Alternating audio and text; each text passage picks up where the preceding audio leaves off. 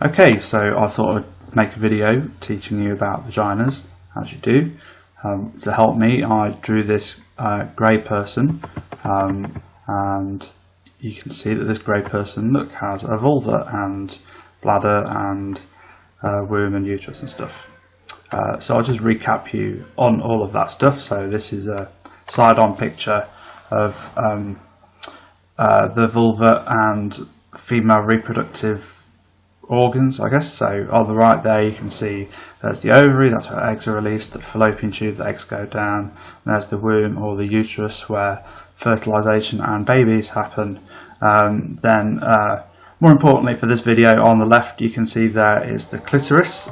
You might have seen in the other video that it's much bigger on the inside than it is on the outside, so you can see the small kind of P shape at the top is the bit you can see on the outside, but inside it's really, really big. More on that in a bit. Beneath that is the urethra, where wee and female ejaculation comes out. Again, see the other video. It's to do with the prostate gland. You can see there is the G-spot area, which is the upper wall of the vagina. Might talk about that in a bit. There is the vagina and there is the cervix. So you can see all that together.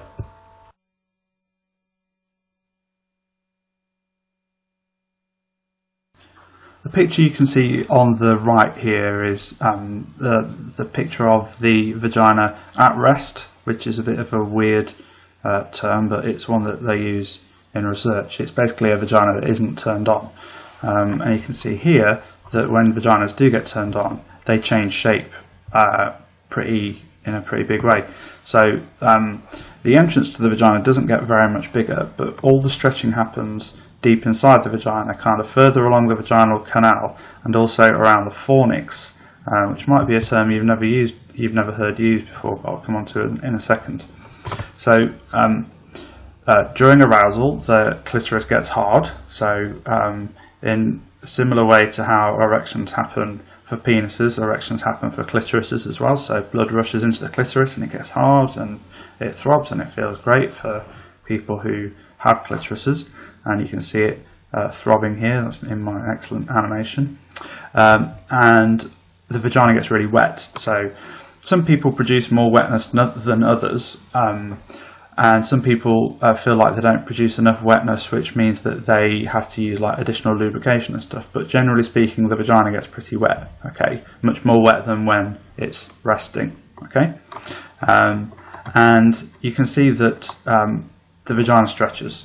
So the vagina stretches around the fornix area mostly. Here is the fornix, and there are two bits to the fornix. There's the bit in front of the cervix and the bit behind the cervix, which is purple here. And the bit in front of the cervix is called the anterior fornix for all you sex geeks out there, and the bit behind is called the posterior fornix.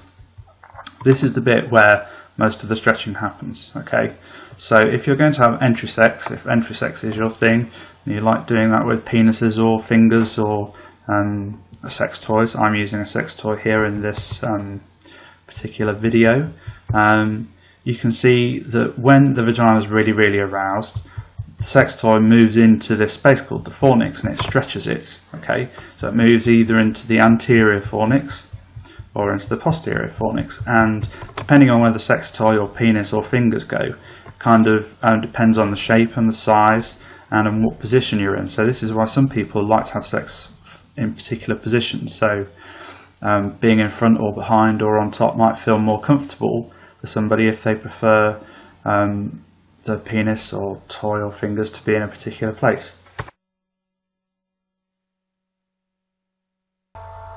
You can also see here that the cervix actually gets pushed up during sex, particularly when when the toy in this case goes into the posterior fornix. So there's an awful lot of movement and stretching and stuff inside the vagina, which a lot of people don't really realise. Why am I telling you all this? Well, first of all, it's really important to understand how the vagina works, and I think it's important to understand how your body works. But also because of that, a lot of people have sex which ends up being quite painful, particularly entry sex, because they haven't understood about the fornix stretching and how that's really, really important, and how it's really important to get turned on before you have this kind of sex, because it can hurt. And it hurts because if the fornix doesn't stretch, the penis or fingers or toy.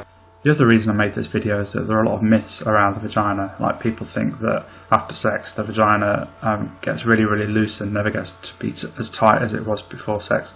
It's just not true. Okay, the vagina returns to its resting state and the same size after sex. There's a lot of muscle surrounding the vagina. These are called Kegel muscles, if you want to look it up. So it goes back to its pre-aroused state afterwards.